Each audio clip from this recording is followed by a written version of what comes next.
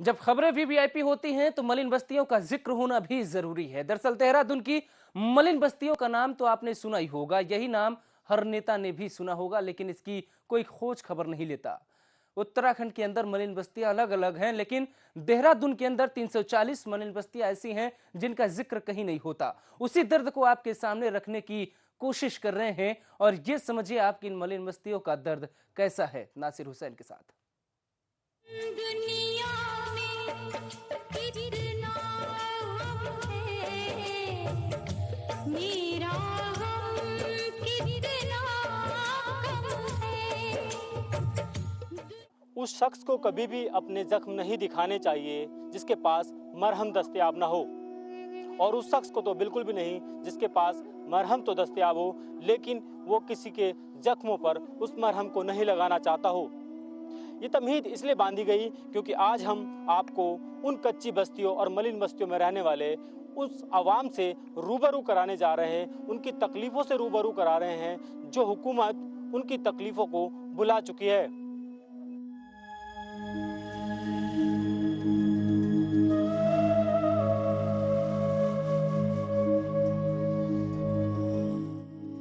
संकरे रास्ते, कच्ची और खस्ता हाल सड़कें, इन्हीं रास्तों पर फटे और मैले कपड़ों में खेलते ये मासूम बच्चे।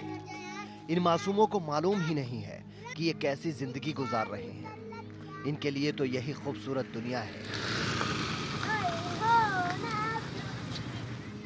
लेकिन आलीशान और पौश कॉलोनियों में रहने वाले सफेद पोश जब इन रास्तों की करीब से गुजरते हैं तो वो बड़ी आसानी से कह देते हैं कि मलिन बस्तियां शहर की खूबसूरती पर नासूर हैं। इतना ही नहीं, ये जख्म हुकूमत भी देख तो रही है, लेकिन उन जख्मों पर मरहम होते हुए भी उनका इलाज नहीं करना चाहती। इन्हीं जख्मों और तकलीफों के साथ जिंदगी गुजार रहे लोगों की दास्तान आप खुद ही सुन लीजिए।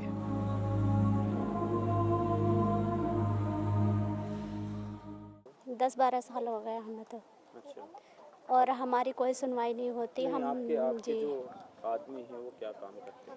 वो तो यहाँ पर रहते ही नहीं है। हम अपना आप करते खाते हैं। और बच्चे हैं? बच्चे 4 हैं हमारे। अच्छा। जी 4 बच्चे हमारे पढ़ाई कर रहे हैं। लाइट नहीं, पानी नहीं, हमारे लिए कोई सुविधा नहीं है बस्ती में। कैसे गुजारा करते? कितनी कैसे कमाई हो गुजारा जाती है कर आपकी? कमाई क्या, एक लड़का हमारा मेहनत मजदूरी करता था और हम सिलाई करते हैं, और इधर उधर हम सिलाई करते हैं और मतलब झाड़ू पोछा कुछ भी करते हैं हम यहाँ पे।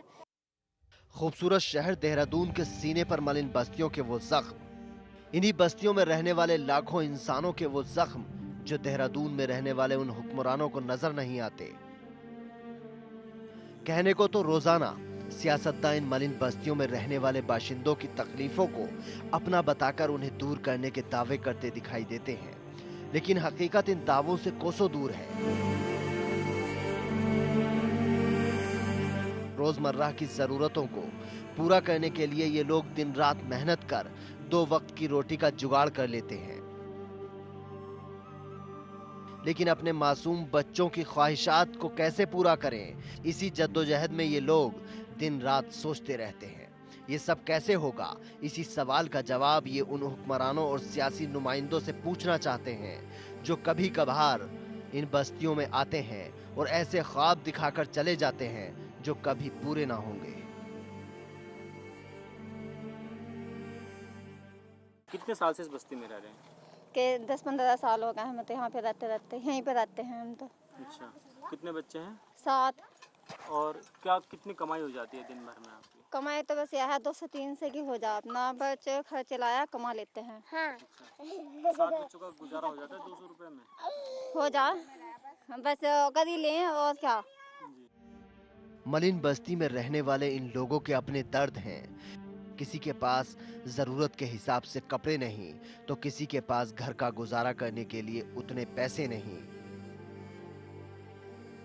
इनमें से ही आपको सईद की जिंदगी के बारे में बताते हैं। सईद देहरादून की महबूब बस्ती में 19 सालों से रह रहे हैं। ये बताते हैं कि इनके 6 बच्चे हैं और इन 6 बच्चों को पालने के लिए अपनी बस्ती में ही एक छोटी सी दुकान चलाते हैं। रोजाना इनकी कमाई 100 से 150 रुपए होती है। उसी में बच्चों का खाना पीना, उनकी तालीम और उसी में कपड़े। आप खुद ही अंदाजा लगा सकते हैं कि कैसी जिंदगी गुजार रहे हैं ये लोग। सईद कहते हैं कि उनकी मदद के लिए कभी कोई नहीं आया, उनका तो बस ऊपर वाला ही मालिक है।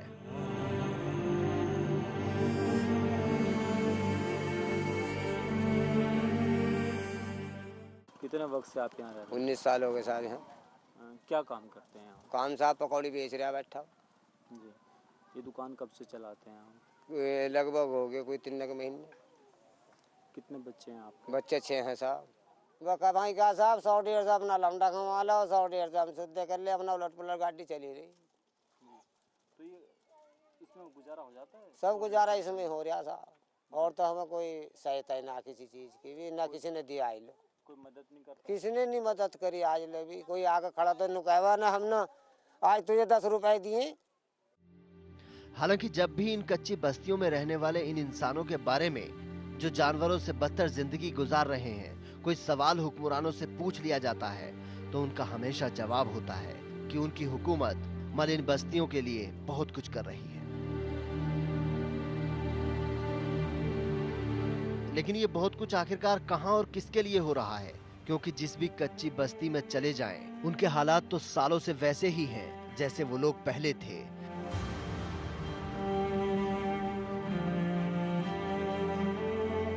न खाने को अच्छा खाना, न रोजगार, न अच्छे कपड़े, न वैसी तालीम जिसके ख्वाब उनके माँ बाप अपने बच्चों के लिए देख रहे हैं। और सबसे ज्यादा जरूरी वो घर जिसका ख्वाब हर किसी का होता है। घर के नाम पर तो बस कच्ची पक्की टीन शेड। ऐसे घर हैं जो बस कहने को घर हैं, न धूप न सर्दी न गर्मी, और तो और एक डर जो इन लोगों के जहनों में हर वक्त बना रहता है कि कब इनके घर इनसे छीन लिए जाएंगे, सिर्फ ये कहकर कि उनके ये मकान गैर कानूनी तरीके से बने हैं। हम 17 साल से यहाँ रह रहे हैं। हमारे आदमी क्या मेहनत मजदूरी वही 200-250 की मेहनत मजदूरी करते हैं, उसी में हम बच्चे के गुजारा करते हैं। उससे नहीं होता तो हम थोड़ा कबार भी बीन लेते हैं, पन्नी चुक लेते हैं, वो बेच के कैसे बच्चे के गुजारा करते हैं हम। पहचान के नाम पर इन लोगों को राशन कार्ड, आधार कार्ड और पहचान पत्र तो बना, लेकिन ये कार्ड बस इनके लिए शिनाख्ती कार्ड बनकर रह गए हैं। इनके अलावा इनकी जिंदगी में इनके कोई मायने नहीं है। जानवर से बदतर जिंदगी गुजार रहे इन लोगों को सरकार और हुकूमतों ने ये पहचान पत्र तो बनाकर दे दिए, लेकिन इनकी जो माली ज़रूरत है उनको वो सरकारें और हुकूमत भुला बैठी है। हालांकि कई बार ये लोग अपनी शिकायतें लेकर सरकार और हुकूमत के नुमाइंदों के पास तो जाते हैं, लेकिन वहां पर इनकी कोई सुनवाई नहीं होती है।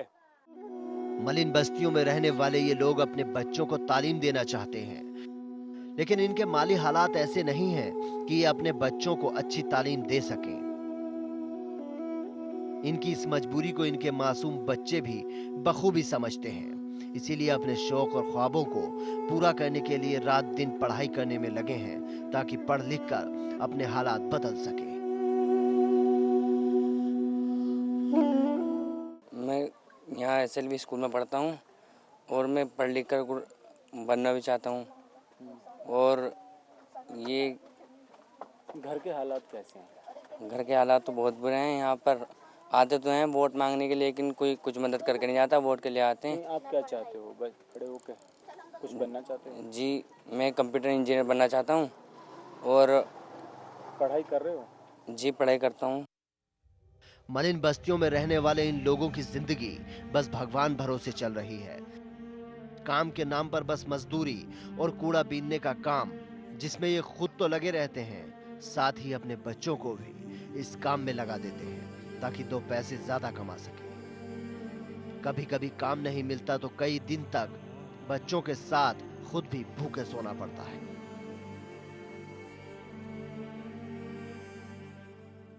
किस तरीके से गुजारा करते हैं आप लोग इतने कम पैसों में? कितनी कमाई होती है?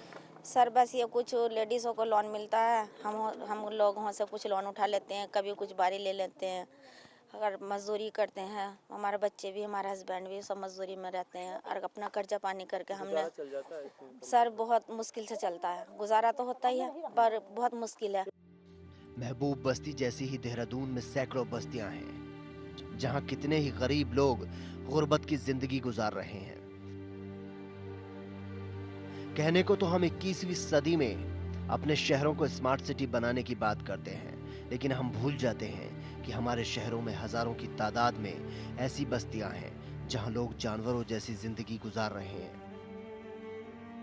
अपने मासूम बच्चों के शौक और उनके ख्वाबों को पूरा करने की तमन्ना इनके दिलों में भी है, लेकिन जिंदगी की जद्दोजहद में इनके ये अरमान ही बनकर रह जाते हैं।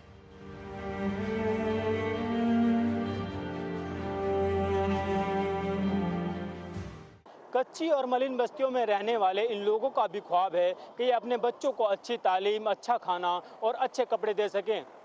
लेकिन गुर्बत की मार ऐसी है कि लोग चाहकर भी अपने बच्चों के ख्वाब पूरे नहीं कर पाते। हालांकि इनको उम्मीद रहती है कि जो सियासी नुमाइंदे हैं वो इनके पास आएंगे और इनकी मदद करेंगे, लेकिन जब चुनाव का वक्त आता है तब तो तमाम सियासी नुमाइंदे और हुक्मरान इनके पास आते हैं और इनसे बड़े बड़े वायदे करते हैं, लेकिन जब चुनाव खत्म हो जाते हैं उसके बाद 5 साल तक इनके पास कोई नहीं आता और इनके ख्वाब महज ख्वाब बनकर रह जाते हैं। अपने सहयोगी कैमरामैन मयूर उपाध्याय के साथ HNN 24/7 के लिए देहरादून से नासिर हुसैन। दुनिया